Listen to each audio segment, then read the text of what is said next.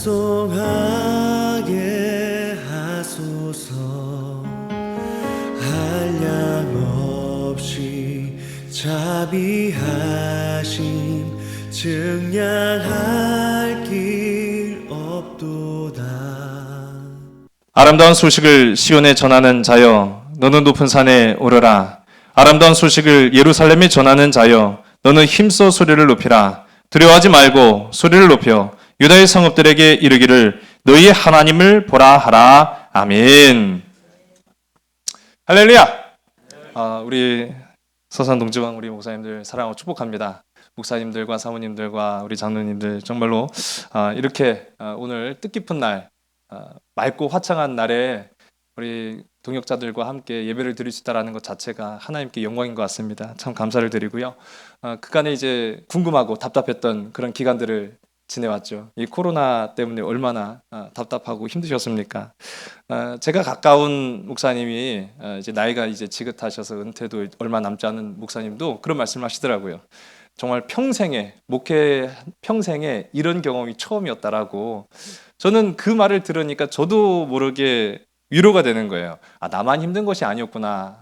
그러면서도 제가 이 2020년을 쭉 지내오면서 비록 좀 부족한 연약한 저이지만은요, 우리가 그동안에 잊혀졌던 기억들을 다시 한번 소환하는 그런 경험을 갖게 됐습니다. 그 아름다운 경험이라는 것은 바로 우리가 다 공통적으로 알고 있는 예배의 소중함, 그리고 우리의 사명. 예배의 소중함과 이 사명이 더욱 절실하게 느껴지는 올해였는데요. 근본적인 물음을 하지 않을 수가 없었어요. 우리 그리스도인들은 무엇으로 살아야 될까? 정말로 이렇게 힘들고 어렵다라고 말하고 피부로 느껴지는 이 시대에 우리 기독교인들은 어떻게 살아야 될까? 또 특별히 더 나아가서 저 자신부터 목사는 어떻게 살아야 될까? 라는 이제 그런 근본적인 이 공통의 질문 앞에 답을 주어야만 했습니다. 물론 저 자신에게도 마찬가지지만은 그런 궁금증을 안고 교회에 나오시는 성도님들한테도 답을 주어야만 했어요.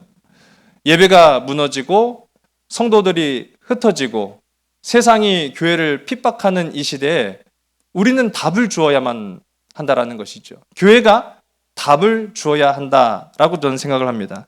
그래서 저는 어떻게 답을 주어야 할까라고 곰곰이 생각해 보니까 말씀에 주목하게 되었습니다.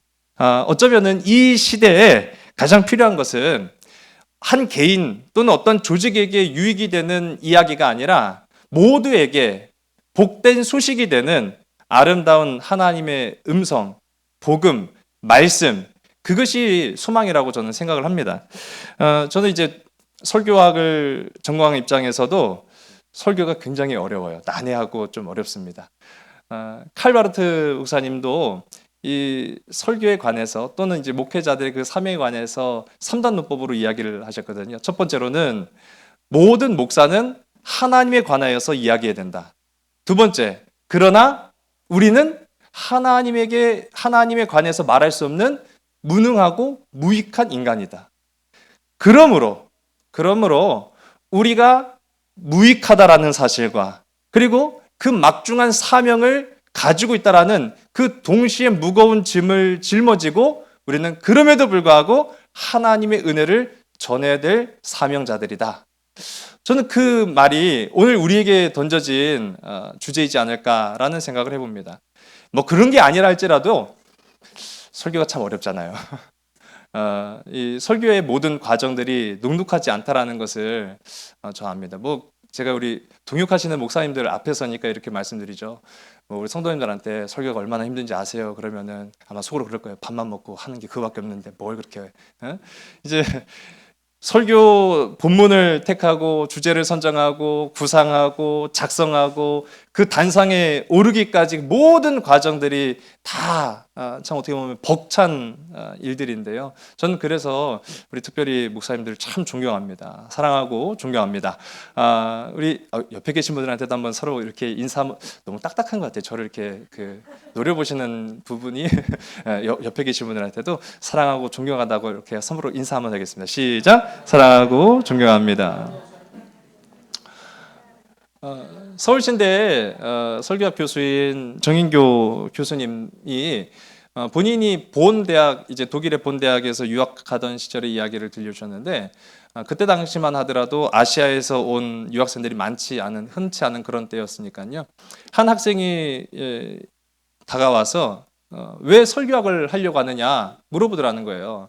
왜 이런 의도로 나한테 질문을 하지? 하고 보니까 설교학이라는 것은 모든 신학의 학문을 다 통달한 후에 도전하는 것이 설교학인데 너 그거 자신 있냐? 어떻게 보면 굉장히 아시아인들을 경멸하는 그런 투로 이야기를 하길래 그래서 더 독하게 이제 공부를 하셨다라고 이제 본인의 경험담을 말씀하셨거든요.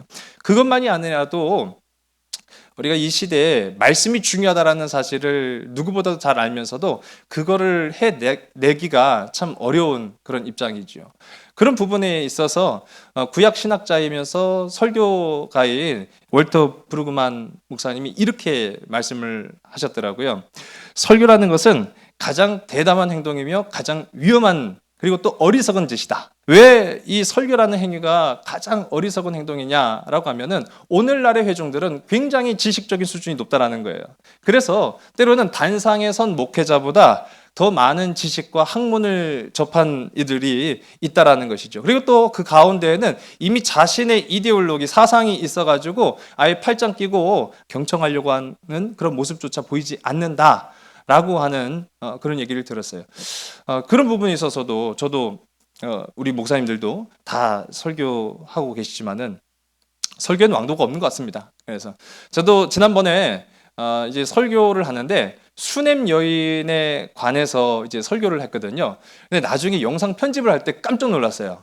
설교 제목은 수냄 여인이고 처음에도 제가 수냄 여인이라고 얘기했는데 중간부터 끝날 때까지 제가 다 세겜 여인이라고 했더라고요.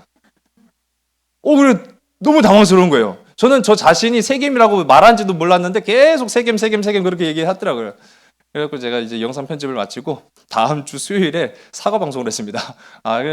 사과하지 않을 수가 없더라고요. 이거 아시는 분, 뭐 거의 99% 모르시겠지만은 또 그래도 그 중에 한 분이라도 아니 목사님 왜 수냄여인이라고 해놓고선 세겜여인이라고 한대요? 그러면은 답할 방법이 없거든요. 참 그런 부분들도 어려운 것 같고 우리가 성경에 이제 동명이인들도 많이 나타나잖아요. 제가 지난주에 이제 헤롯에 관해서 이야기를 했는데 헤롯이 왜 그렇게 오래 산대요? 라고 물어보면은 저도 잘 모르겠거든요. 그렇게 답할 수 없잖아요. 그러면은 그 이제 성도님 붙잡고 내가 헤롯이 그 한 사람이 아니라 여러 사람인데 이 헤롯 가문을 말하는 거라고 이 헤롯 안티파테르 2세로부터 시작해서 우리가 잘 아는 헤롯 대제가 나오고 그 대제 가운데 세 명의 왕 우리 성경에 나오는 분봉왕이라고 하는 우리 안티파스 또 우리 또 누구 있죠? 빌립이 있고 또 그렇게 있다 아켈라오 있다. 그리고 근데 그 사람들이 다 정통이 아니고 막 정신이 없어요. 그러면 그렇게 됐는데 또 원래 적통은 아리스토블루스라는 이 헤롯 있는데 그 사람이 죽고 그 사람의 아들이 헤롯 그러면 뭐 정신이 없는 거예요. 목사님들의 그 동역하는 그런 사역이 참 녹록지 않은 것이다라는 생각을 갖습니다. 또 이 월터 브루그만 목사님은 설교는 가장 이 위험한 행위다라고 이제 이야기를 하거든요. 설교 때문에 위협 당해 보셨습니까, 우리 목사님들? 저는 설교 때문에 위협을 여러 차례 당해 봅니다. 제가 이제 설교를 준비하면서 또 방해받기가 조금 부담스럽고 하니까 제가 아예 방 문을 걸어 잠그고 서재에서 이제 설교 작성을 하거든요. 그 설교 작성을 하면은 이제 뭐 첫째, 둘째는 이해를 하는데 이제 막내가 이제 방문을 걸어 차기 시작하는 거예요. 방문을 막 걷어차요. 그래갖고 왜 그러면은 놀아줘 그래요. 지금은 안 돼. 제가 이제 얘기를 하면은 당장 놀아주지 않으면 혼낼 거야 막 그러는 거예요. 그러면 지금은 안 된다니까 막 그러면은 나랑 놀아주지 않으면 내 장난감 안 빌려준다고 막 협박하고요. 그러면 이제 제가 항복하고 이제 문을 열어줘요. 사실 더 이상 방해받으면 안 되겠다 싶어가지고 교회 사무실에서 설교 작성을 합니다. 설교 작성을 하고 있으면은 또 문자가 와요. 밥이 다 차렸으니까 빨리 오세요. 하고 이제 문자가 와요. 그러면 이제 또 중간에 좀 멈추기가 또 그럴 때가 있잖아요. 계속 무시하고 이제 설교를 작성하고 있어요. 그러면은 한 5분쯤 있다가 문자가 다시 옵니다. 지금 당장 안 오면 밥이 사라집니다. 그럼 모든 일을 다 접고 이제 가죠. 뭐 제가 이런 위협의 이야기를 드리려는 것은 아니고요. 설교가 왜 가장 위험한 행위냐라고 했을 때 이 월터 브루그만 목사님은 오늘날의 세상에 많은 사람들이 말씀 이전의 자신의 모습을 유지하려는 강한 현상이 있다라는 겁니다. 그 한마디로 말하면 말씀으로 변화되기 참 어려운 시대라는 거예요. 말씀으로 변화되기 어려운 시대에 우리는 말씀으로 변화를 시켜야 되는 사람이다라는 사실이죠. 저는 그래서 우리 성도님들한테도 말씀드리지만은 말씀으로 변화되는 것이 우리의 목적입니다. 그런데 우리 안에는 말씀 이전에 그런 우리의 육적인 삶으로 자꾸만 돌아가려는 그런 강한 본성이 있습니다. 그렇기 때문에 설교는 복음은 설득이 아닙니다. 설교는 복음은 선포입니다. 하나님의 거룩한 선포입니다. 설득적인 작업이 될 수 없습니다. 그래서 온전한 순종이 우리 가운데 이루어져야만 우리가 말씀으로 변화되는 거룩한 그리스도인들이 될 수 있습니다라고 저는 주장을 해요. 이처럼 세상이 우리를 위협할지라도 이뿐만이 아니죠. 우리 가운데 지금 많은 사상적인 그런 이념적인 그런 문제들이 우리가 설교를 하고 있는데 위협을 가하고 있습니다. 앞으로 그런 부분들에 있어서 설교를 하지 마라라고 했을 때 우리는 그 당면한 문제에 대해서 어떻게 고민해야 되느냐라는 그런 부분도 안고 있잖아요. 저는 그럼에도 불구하고 선포해야 된다라는 것입니다. 선포해야 된다라는 사실이죠. 오늘 제가 이제 우리 존경하는 목사님들, 사모님들, 우리 장로님들 모시고 다소 주제넘은 얘기를 했더라도 이해하시기 바랍니다. 모든 것들을 다 잃어버린 절망적인 세상에 많은 사람들이 절망밖에 남은 것이 없다라고 할 때 저는 아니에요. 있습니다. 한 가지 남은 소망이 있습니다. 말씀입니다. 복음이 있습니다. 저는 매주일 우리 성도님들이 목사님 말씀 때문에 살아갑니다 라는 그런 이야기를 들을 때마다 아직 소망이 있구나, 아직 끝이 아니구나 라는 그런 생각을 가져봅니다. 우리가 오늘 이사야서 40장 9절의 말씀을 읽었습니다마는 이사야서 40장 1절의 말씀은 우리가 다 아는 것처럼 하나님께서 말씀하시잖아요. 너희는 내 백성을 위로하라. 내 백성을 위로하라고 말씀하시죠. 무엇으로 우리가 이 시대에 절망에 빠진 사람들, 절망에 빠진 청중들을, 절망에 빠진 성도들을 위로할 수 있겠습니까? 말씀밖에 없다라는 저는 생각합니다. 말씀이라는 거죠. 그래서 우리 오늘 함께 읽은 본문의 말씀 속에서도 세상을 두려워하지 말고 아름다운 복된 소식을 외쳐라 라고 말하고 있습니다. 우리 사랑하는 우리 서산 동지반 우리 모든 목사님들 각 가정과 우리 사역의 터전과 섬기는 교회 위에 이런 아름다운 선포들이 날마다 이루어져서 하나님의 나라가 이루어져 갈 수 있는 이 절망을 딛고 정말 우리가 더 나은 세상으로 하나님께서 우리에게 복 주시는 그런 삶을 나아갈 수 있기를 주님의 이름 간절히 소원합니다. 기도하시겠습니다. 살아계신 아버지 하나님, 오늘 이렇게 아름다운 복된 소식을 전하는 우리들이 하나님의 은혜의 말씀에 모였습니다.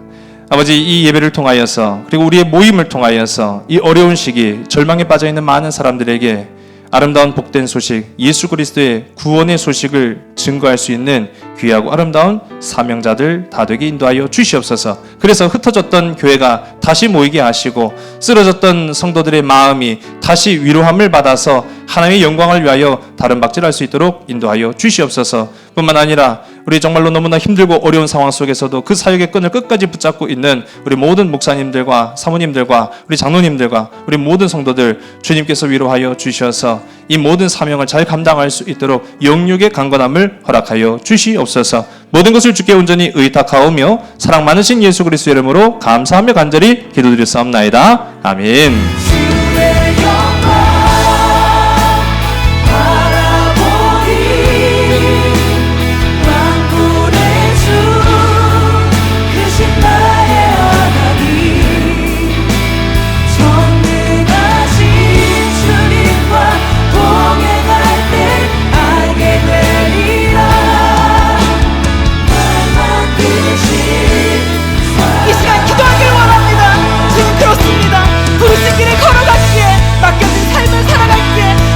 주의 크심을 보았습니다.